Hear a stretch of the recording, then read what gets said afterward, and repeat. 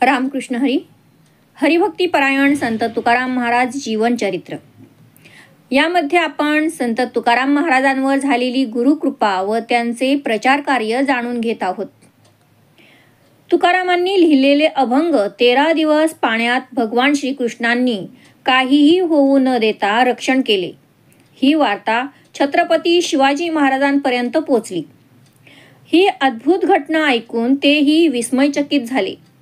छत्रपती शिवाजीराजांनी ठरविले की आपण तुकारामांना आपल्याकडे बोलावून त्यांच्या मुखातून कीर्तन प्रवचन ऐकावे. राजांनी सन्मानाचे प्रतीक असलेली एक छत्री व घोडा बरोबर देऊन एका सन्माननीय व्यक्तीला तुकारामांकडे पाठवले. तुकाराम त्यावेळेस लोहगाव मुक्कामी होते. येथे येऊन छत्रपती शिवाजी महाराजांचा निरोप त्या व्यक्तीने त्यांना सांगितला. तो आदरपूर्वक नम्रतेने तुकारामांना म्हणाला, राजे आपल्या भेटीसाठी फार उत्सुक आहेत, म्हणून ही छत्री व घोडा आपणासाठी राजांनी भेट म्हणून पाठविला आहे, त्याचा स्वीकार करावा. त्याचा निरोप ऐकून तुकारामांना अनुताप झाला. ते पांडुरंगाच्या चरणी विनम्रतेने प्रार्थना करू लागले. त्यांनी अभंग लिहून सादरपूर्वक शिवाजीराजांकडे पाठविले. आपल्या अभंगात तुकाराम म्हणतात, दिवट्या छत्री घोडे हे तो बऱ्यांत ना पडे, आता येथे पंढरी राया मज गोविसी कासया, मान दंभ चेष्टा हे तो शुकराची विष्टा, तुका म्हणे देवा माझे सोडविने धावा. पांडुरंगा, दिवट्या छत्री घोडे यांचा आम्हाला काय उपयोग? अशा मोहात मला का गुंतवतोस? मान दंभ प्रतिष्ठा ही तर मला डुकराच्या विष्ठेप्रमाणे वाटतात. तुकाराम महाराज म्हणतात, ह्या सर्व मोहातून सोडविण्यासाठी धाव घ्या. नावडे जे चित्ता तेची होसी पुरविता, कारे पुरविली पाणी माझी केली जीवेसाठी, न करावा संग वाटे दुरवावे जग, सेवावा एकांत वाटे न बोलावी मात, जन तन धन वाटे लेखावे वमन, तुका म्हणे सत्ता हाती तुझ्या पंढरीनाथा. पंढरीनाथा, माझ्या मनाला जे आवडत नाही तेच तुम्ही कशासाठी देता? तुम्ही माझी जीवानिशी पाठ का पुरविता? मला कोणाची संगत करू नये, सर्वांपासून दूर एकांतात राहावेसे वाटते. लोक, शरीर, धन हे वांतीप्रमाणे तुच्छ वाटते. तुकाराम महाराज म्हणतात, हे पंढरीनाथा, आता सारी सत्ता तुमच्या हातात मी सोपविली आहे. मुंगे आणि राव आम्हा सारीखाची जीव, गेला मोह आणि आशा, कळे काळाचा हा फासा, सोने आणि माती आम्हा समान हे चित्ती, तुका म्हणे आले घरा वैकुंठ सावळे. मुंगीपासून राजापर्यंत आम्हाला सर्व जीव एकसारखेच आहेत. आमचे सर्व मोह आणि आशा नष्ट झाल्या आहेत.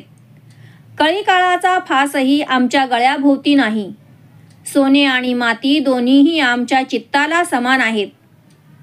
तुकाराम महाराज म्हणतात, आमच्या या अशा वृत्तीने प्रत्यक्ष श्रीहरीच वैकुंठाहून माझ्या घरी आले आहेत. हे अभंग घेऊन ती व्यक्ती परतीच्या प्रवासाला निघून गेली. तुकाराम त्याला म्हणाले, माझ्यासाठी पाठविलेल्या घोड्यावर तू बसून जा, तेवढेच चालण्याचे कष्ट वाचतील. त्या व्यक्तीने सांगितले की हा घोडा फार उच्छृंखल आहे, तो कोणाला आपल्या पाठीवर बसू देत नाही. तुकारामांनी प्रेमाने त्या घोड्याच्या पाठीवरून हात फिरविला आणि तो घोडा ताबडतोब शांत झाला. वैष्णव भक्ताच्या शक्तीची कोणी कल्पना करू शकत नाही, हेच खरे.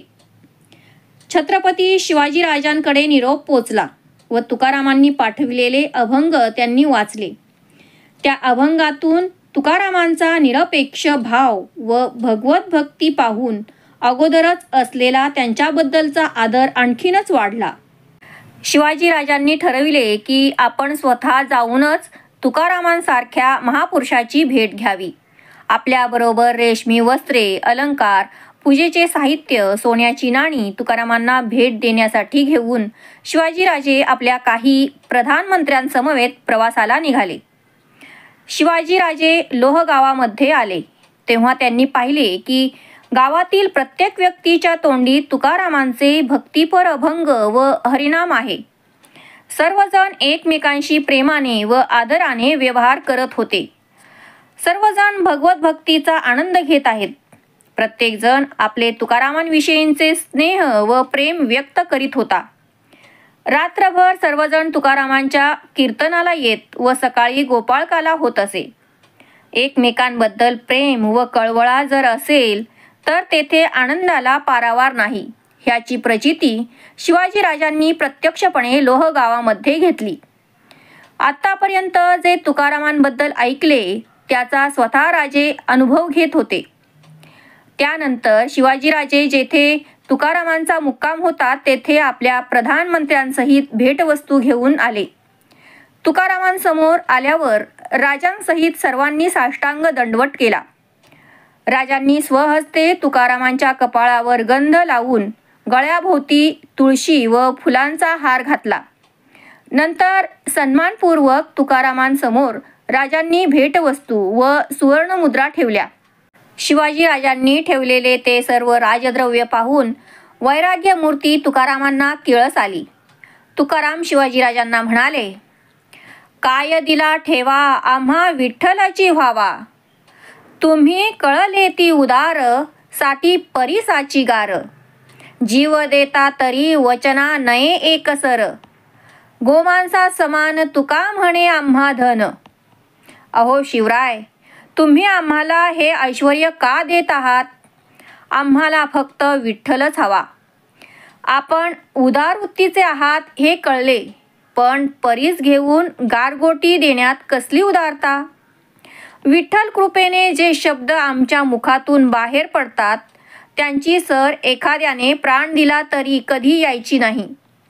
म्हणून तुकाराम महाराज म्हणतात, धन हे आम्हाला गोमांसाप्रमाणे वाटते. आम्ही तेणे सुखी, म्हणा विठ्ठल विठ्ठल मुखी. तुमचे येर वित्त धन, जे मज मृत्तिके समान. कंठी मिरवा तुळशी, व्रत करा एकादशी. म्हणवा हरीचे दास, तुका म्हणे मज हे आस. अहो शिवराय, तुम्ही मुखाने विठ्ठल विठ्ठल म्हणा, म्हणजे आम्ही सुखी होऊ. अन्यथा तुमची धनसंपत्ती आम्हाला मातीमूल वाटते. गळ्यामध्ये तुळशीमाळ घालून ते भूषण लोकात मिरवा आणि त्याचबरोबर एकादशी व्रत पालन करा. तुकाराम महाराज म्हणतात, अशा प्रकारे वागून स्वतःला हरीचे दास म्हणवून घ्या, हीच माझी एकमेव इच्छा आहे. तुकारामांचे हे शब्द ऐकून शिवाजीराजांना खूप आनंद झाला. आपल्याबरोबर तुकारामांसाठी आणलेल्या भेटवस्तू व सुवर्णमुद्रा राजांनी ब्राह्मणांना वाटून टाकल्या.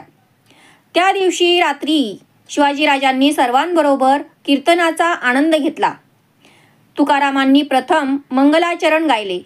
त्यानंतर हरिकथा, टाळ, मृदुंगांनी आसवंत दिव्यध्वनीने दुमदुमून गेला. शिवाजीराजांसहित सर्व भाविक कीर्तनात दंग होऊन भावपूर्ण नृत्य करीत होते व भगवत भक्तीच्या आनंद रसाचे आस्वादन करीत होते. कीर्तनाचा मूळ विषय होता, विठ्ठल माझा जीव, विठ्ठल माझा भाव, कुळधर्मदेव विठ्ठल माझा, कुळधर्मदेव विठ्ठल माझा, कुळधर्मदेव विठ्ठल माझा, कुळधर्मदेव विठ्ठल माझा, विठ्ठल माझा गुरु, विठ्ठल माझा तारू. उतरील पारू भवनदीचा, उतरील पारू भवनदीचा, उतरील पारू भवनदीचा, उतरील पारू भवनदीचा. विठ्ठल माझी माता,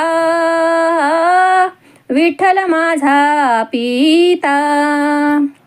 विठ्ठल चुलता बहिणी बंधू, विठ्ठल चुलता बहिणी बंधू, विठ्ठल चुलता बहिणी बंधू, विठ्ठल चुलता बहिणी बंधू.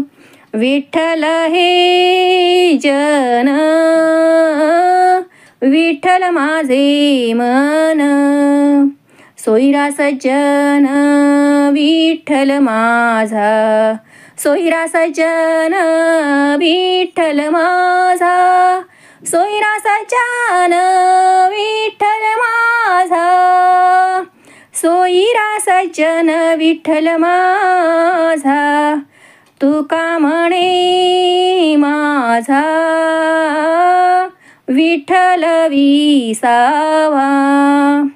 नश्वरीत गावा जाईन त्यांच्या, नश्वरीत गावा जाईन त्यांच्या, नश्वरीत गावा जाईन त्यांच्या, नश्वरीत गावा जाईन त्यांच्या. विठ्ठल माझा गुरु, विठ्ठल माझा तारू. विठ्ठल माझा जीव, माझा भाव व कुळधर्म देवही आहे. विठ्ठल माझा गुरु व भवनदी पार करून नेणारी तारू म्हणजे नौका आहे. विठ्ठल माझी माता, माझा पिता, माझे बंधू, माझा चुलता व माझी बहीणही आहे. सर्व लोकही मला विठ्ठला समान असून मनही विठ्ठलमय आहे. माझा सोयरा व सज्जन मित्रही विठ्ठलच आहे. तुकाराम महाराज म्हणतात, विठ्ठलच माझा विसावा असून मी त्यांच्या सनातन धामाला त्वरित जाईन. जरी माझी कोणी कांपितील मान, तरी नको आन वदो जिव्हे. सकळा इंद्रिया हे माझी विनंती, नका होऊ परती पांडुरंगा. आणिकांची मात नाही कावी कानी, आणिक नयनी न पहावे. चित्ता तुवा पायी राहावे अखंडित, होऊनी निश्चिंत एकविध. चला पाय हात हेची काम करा, माझ्या नमस्कारा विठोबाच्या. तुका म्हणे तुम्हा भय काय करी, आमुचा कैवारी नारायण. हे जिव्हे म्हणजे जिभे माझी, जरी कुणी मान कापली तरी तू पांडुरंगा व्यतिरिक्त आणखी कोणाबद्दल बोलू नकोस. सर्व इंद्रियांना माझी हीच विनंती आहे की श्री विठ्ठलाच्या सेवेपासून दूर होऊ नये. माझ्या कानांनी पांडुरंगाखेरीज इतरांचे काही ऐकू नये. त्याचप्रमाणे डोळ्यांनीही पांडुरंगाशिवाय दुसऱ्या कुणाला पाहू नये. माझे चित्ता तू पांडुरंगाचे चरणी निश्चिंत होऊन अखंडित राहावे. चला पायांनो माझ्या विठोबाकडे चला आणि हातांनो विठ्ठलाला नमस्कार करा. हेच एक तुमचे काम आहे.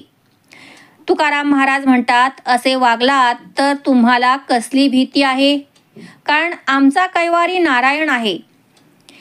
तुकाराम नंतर सर्व उपस्थित भाविकांना म्हणाले, भगवान श्रीकृष्णांच्या शुद्ध भक्तीचे वर्णन करण्याऐवजी तत्वज्ञानी लोक सर्व शास्त्रांचे सार म्हणजे भगवंताला शरण जाऊन त्यांच्या चरणांचा आश्रय घेणे हा आहे हे न सांगता शब्दांचा व्यर्थ काथ्याकूट करून आपला व दुसऱ्यांचा वेळ वाया घालवतात.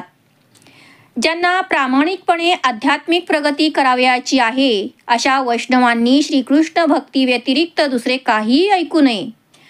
तुकारामांनी अशा प्रकारचा उपदेश केल्यानंतर सर्वांना उत्साहाने हरिनाम कीर्तन करण्यास प्रोत्साहित करीत मध्ये मध्ये सांगत, केवळ विठोबाचेच भजन करा, कारण तेच एकटे आपल्याला या दुर्गम भवसागरातून सोडवू शकतात.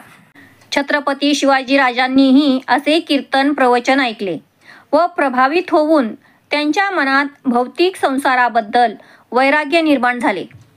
त्यांनी आता ठरविले की ह्या क्षणापासून मी माझ्या राज्याचा त्याग करून एकांतात वनामध्ये हरिचिंतन करीत बसेन. असा विचार करून शिवाजीराजांनी आपला राजमुकुटही खाली धरणीवर काढून ठेवला. दुसऱ्या दिवशी सकाळी मंगल आरती झाल्यावर तुकारामांना आदराने सप्रेम दंडवत करून त्यांचे आशीर्वाद घेऊन शिवाजीराजे अरण्यात एकांतात हरिचिंतन करण्यास निघून गेले. आपल्याबरोबर आलेल्या मंत्र्यांनाही राजांनी आदेश दिला की माझ्याबरोबर कोणीही येऊ नये. शिवाजीराजे दिव्य भगवत भक्तीचा आनंद अनुभवित होते. दिवसभर वनात एकांतात भगवत चिंतन करून संध्याकाळी कथा कीर्तन करण्यासाठी गावात येत असत. राजांबरोबर आलेल्या मंत्र्यांनी शिवाजीराजांच्या आई जिजाऊंना पत्र लिहून घडत असलेल्या घटनांचा सविस्तरपणे वृत्तांत कळवला. जिजाऊंनी ते पत्र जेव्हा वाचले तेव्हा त्या ओक्साबोक्शी सर्वांसमोर रडू लागल्या. त्या म्हणाल्या, तुकारामांनी आता आपले राज्य बुडविले हे चांगले नाही.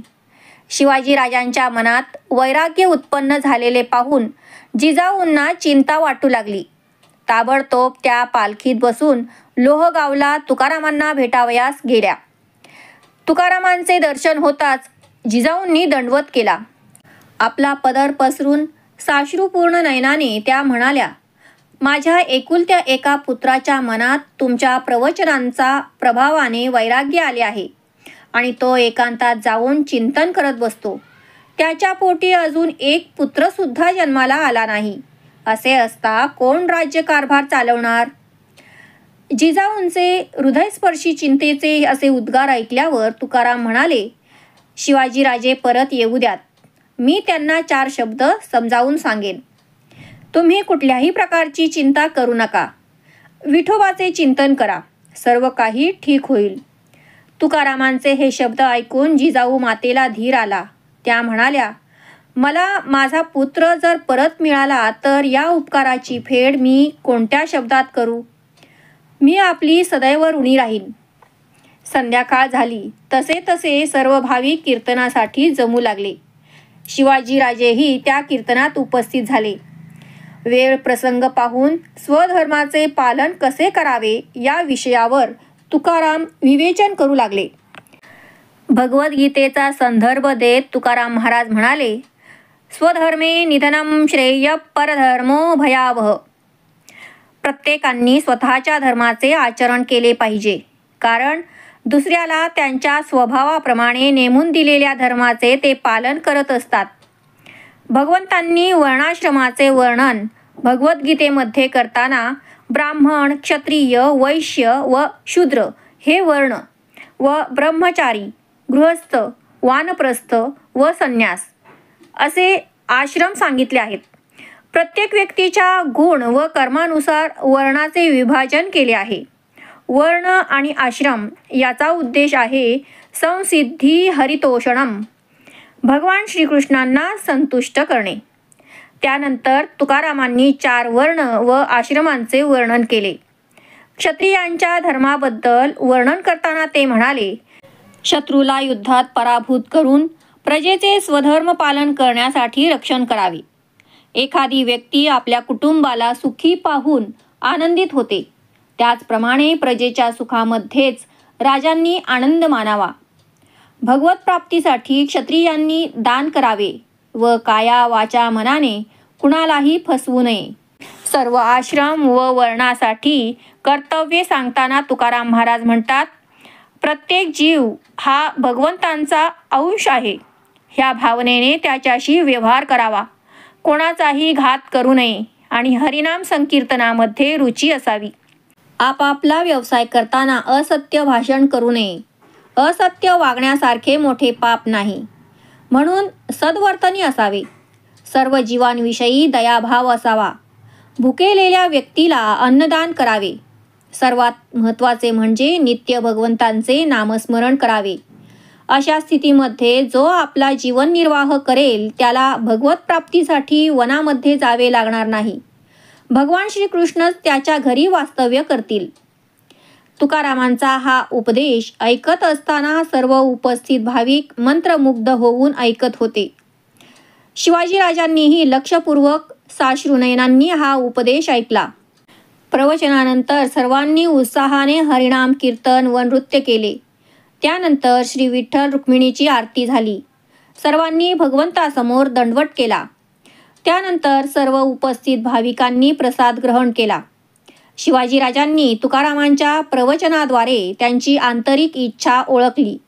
त्यांनी जाणले की भागवत धर्म रक्षणासाठी क्षत्रिय धर्माचे पालन आपण केले पाहिजे.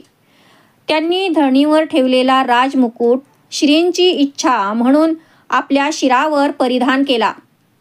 राजांनी आपली क्षत्रिय धर्माची जबाबदारी ओळखून तुकाराम व आपली आई जिजाऊ मातेच्या चरणी वंदन केले.